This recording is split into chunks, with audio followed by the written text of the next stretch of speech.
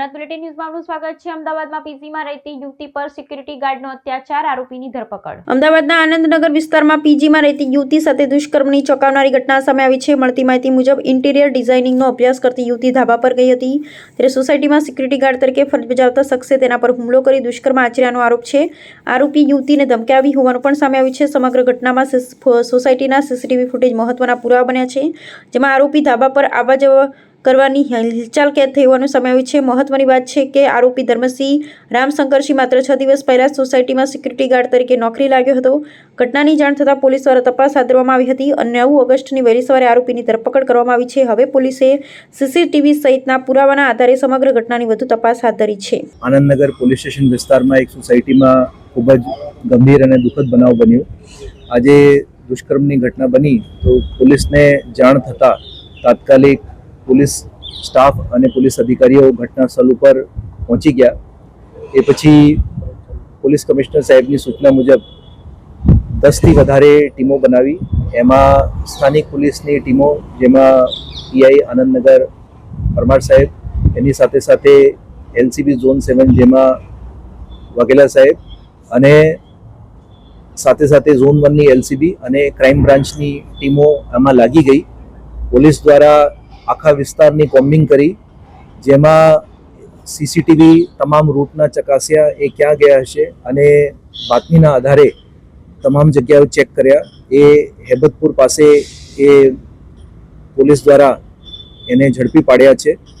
અત્યારે પોલીસ એની પૂછપરછ કરી રહી છે અને જે આગળની કાર્યવાહી, જેમાં એના મેડિકલ તેમજ ધરપકડ કરીને આગળના પંચનામાની કાર્યવાહી કરવામાં આવશે। આરોપી આ સ્થળ ઉપર ક્યારથી નોકરી કરવા આવ્યો હતો, કઈ એજન્સી સાથે જોડાયેલો છે અને એનો નોકરીનો ટ્રેક રેકોર્ડ શું છે, નામ સાથે એજન્સી જણાવશો? જી, આજે આરોપી છે એ લગભગ 4 વર્ષથી જુદા જુદા જે સિક્યુરિટી એજન્સી છે એમાં કામ કરતા હતા। બહારગામથી અહીંયા આવતા હતા અને એને 3-4 એજન્સીઓ ચેન્જ કરી છે, અને છેલ્લી જે સિક્યુરિટી એજન્સી છે A1 સિક્યુરિટી એજન્સી, એમાં 4 દિવસ પહેલાં જ એ આવ્યા હતા અને એના ફક્ત આધાર કાર્ડ, પેન કાર્ડ જેવી ડિટેલ લઈને વગર કોઈ તાલીમ આપે અને વગર કોઈ વેરિફિકેશન કરે એને સોસાયટીના ગાર્ડ ઉપર મૂકી દેતા હતા। એની ખૂબ જ બેદરકારી છે અને એના કાયદાકીય પગલાં લેવામાં આવશે અને એમાં એક્શન લેવામાં આવશે, અને એના વેરિફિકેશન કર્યા વગર એને મૂકવામાં આવ્યા છે। હું તમામ સોસાયટીઓને જે છે એને હું વિનંતી કરું છું કે આપના જે સિક્યુરિટી ગાર્ડ છે એના આપ પોલીસને જાણ કરો, પોલીસની વેરિફિકેશન આપ ચકાસી લો, અને આવા પ્રકારના કોઈ માણસ નહીં આવી જાય એના માટે આપ પોલીસને ધ્યાન આપો, અને સિક્યુરિટી એજન્સીઓ પણ એને સિક્યુરિટી ગાર્ડને વેરીફાઈ કરે। ઘટના આખી બની કેવી રીતે? આજે રાત્રેના સમયે જે ભોગ બનનાર બેન જે છે એ ટેરેસ ઉપર ગઈ હતી, અને ત્યાં પછી એ સિક્યુરિટી ગાર્ડ આવ્યા હતા અને એને ટેરેસના દરવાજા બંધ કરીને ગળું દબાવીને એ દુષ્કર્મની ઘટના કરી। એ પછી ત્યાંથી ભાગી ગયા હતા અને એના ઘટનાના જે સીસીટીવી છે એ પણ ત્યાં મળેલા છે, અને આ જે બનાવ છે એ બાબતે FSLને તાત્કાલિક બોલાવીને તમામ પુરાવા જે છે અત્યારે એકત્રિત કરવામાં આવી રહ્યા છે, અને જે પોલીસ દ્વારા એ મેડિકલ ચકાસણી તેમજ DNAની ચકાસણી કરીને આજે ચાર્જશીટ છે એ ઝડપથી ઝડપ કરવામાં આવશે, અને આરોપીને જે ગંભીર કલમોમાં વધુમાં વધુ સજા મળે એના માટે પોલીસ દ્વારા અત્યારે તપાસ કરવામાં આવી રહી છે। સાહેબ, આખો મામલો બહાર કેવી રીતે આવ્યો? યુવતીએ કોઈને જાણ કરી હતી અથવા તો તેની કોઈ ફ્રેન્ડ ગઈ હતી, સ્થાનિક લોકો ગયા હતા ટેરેસ ઉપર? મામલો બહાર કેવી રીતે આવ્યો? આજે બનાવ બન્યા પછી જે બેન છે એને એ આરોપીએ ત્યાં ટેરેસથી લોક કરીને ભાગી ગયા હતા, અને પછી યુવતી દ્વારા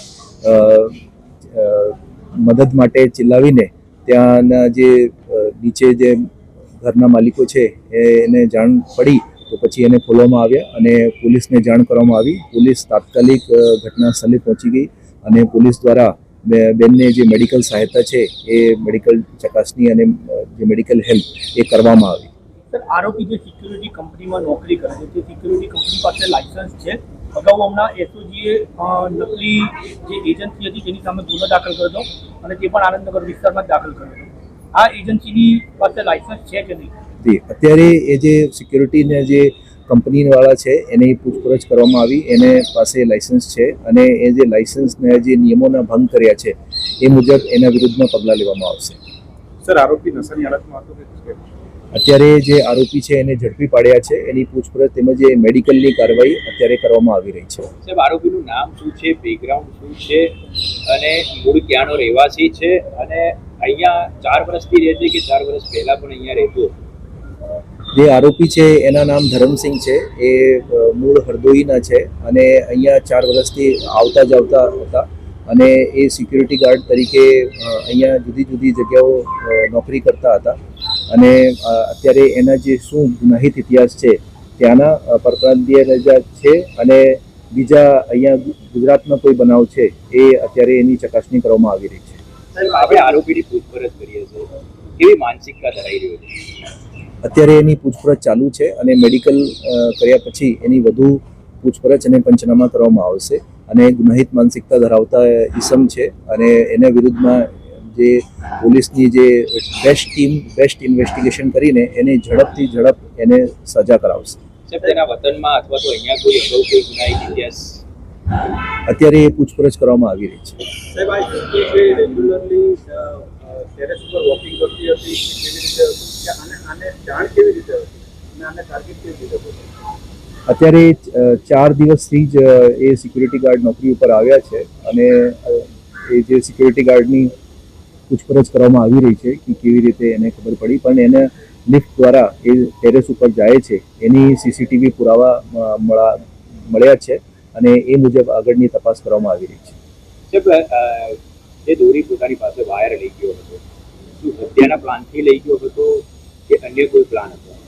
અત્યારે આ બાબતની એને સઘન પૂછપરછ કરવામાં આવી રહી છે અને જે વિગતો છે એ આપને જાણ કરવામાં આવશે. સર, સિક્યુરિટી કંપની પર અલગથી ગુનો દાખલ કરવામાં આવશે બેદરકારી? અત્યારે જે એને જે પસારા એક્ટ મુજબ જે એની ગાઈડલાઈન છે એના ભંગ બદલ એના વિરુદ્ધમાં પગલાં લેવામાં આવશે. સાહેબ, યુવતીની પરિસ્થિતિ હાલ કેવી છે? કારણ કે ખૂબ જ ગંભીર રીતે તેને ઈજા પણ પહોંચાડી હોવાનું જાણવા મળી રહ્યું છે. જી, અત્યારે જે ભોગ બનનાર યુવતી છે એને તાત્કાલિક મેડિકલ હેલ્પ એને પહોંચાડવામાં આવી છે અને એને મેડિકલ કરવામાં આવ્યું છે અને પોલીસ દ્વારા વધુમાં વધુ એને જે મદદ થઈ શકે એ કરવામાં આવશે. સર, સિક્યુરિટી ગાર્ડનો પગાર છે એજન્સી કેટલો આપતો છે? ઓછો પગાર આપીએ ને શોષણ થતું એ પ્રકારની કોઈ વાત સામે આવી? એ અત્યારે જે સિક્યુરિટી એજન્સીને જે લાઇસન્સથી લઈને બીજી જે જુદી જુદી વસ્તુઓ છે એ ચકાસણી કરવામાં આવશે અને વિગતો બહાર આવશે. આ ઘટના બાદ શહેર પોલીસ તરીકે સોસાયટીના રહીશો, ચેરમેનો, સેક્રેટરીને શું? મારી જે સોસાયટીના જે ચેરમેન સેક્રેટરીશ્રીઓને એ વિનંતી છે કે આપના જે સિક્યુરિટી ગાર્ડ છે એની જે સિક્યુરિટી એજન્સી કે એની જે છે વેરિફિકેશન કરાવે, કોઈ ગુનાહિત ઇતિહાસવાળાને ના રાખે, એની સાથે સાથે એવા કોઈ સિક્યુરિટી ગાર્ડ છે તો પોલીસને એને બાબતે જાણ કરે અને પોલીસ દ્વારા એ જે છે એ વેરિફિકેશન કરવામાં આવે છે અને એના જે બેકગ્રાઉન્ડ છે એ પણ તપાસીને જાણ કરવામાં આવે છે અને જે સારી સિક્યુરિટી એજન્સી છે એને પાસે તે રાખે અને જે વિગતો છે એ ચકાસીને જ પૂરું રાખે. સર, જે મકાનમાં પીજી ચાલતું હતું એનું જે રજીસ્ટ્રેશન થયું છે એ બાબતે કઈ વિગત કોનું હતું, કોણ ચલાવતું હતું? અત્યારે પ્રાથમિક રીતે એ વિગતો છે કે એ ભોગ બનનાર છે એ ભાડા ઉપર રહેતી હતી, એ પીજી નહોતા.